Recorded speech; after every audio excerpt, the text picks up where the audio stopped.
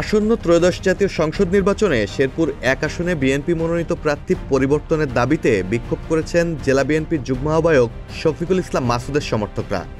রোববার বিকেলে জেলা বিএনপির কার্যালয়ের সামনে থেকে বিক্ষোভ মিছিলটি বের হয়ে শহরের গুরুত্বপূর্ণ সড়কসমূহ প্রদক্ষিণ করে। পরে অনুষ্ঠিত হয় প্রতিবাদ সমাবেশ।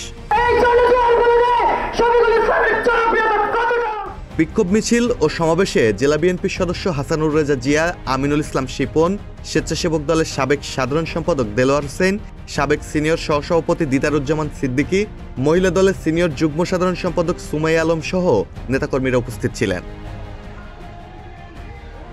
সমাবেশে বক্তারা বিএনপির ভারপ্রাপ্ত চেয়ারম্যান তারেক রহমানের প্রতি আহ্বান জানিয়ে বলেন, শফিকুল ইসলাম মাসুদ দুঃসময়ে দলকে সুসংগঠিত করতে গত ১৭ বছর অক্লান্তভাবে কাজ করেছেন। কখনো জেলে ছিলেন, কখনো পালিয়ে বেরিয়েছেন। যদি মনোনয়ন পুনর্বিবেচনা না করা হয় তবে শেরপুরে কঠোর আন্দোলন গড়ে তোলার হুঁশিয়ারিও দেন তারা। এদিকে জেলা বিএনপির সদস্য সচিব অধ্যক্ষ এবিএম মামুনুর রশিদ পলাশ বলছেন, দল যাকে মনোনীত করেছেন আমরা তার পক্ষেই আছি। শেরপুর ১ আসনে বিএনপির মনোনয়ন পেয়েছেন জেলা বিএনপির যুগ্ম আহ্বায়ক doctor Sansila Jebrin Priyanka.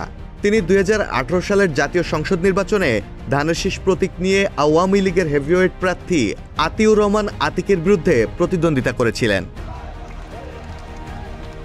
Desk report, প্রতিদিনের বাংলাদেশ।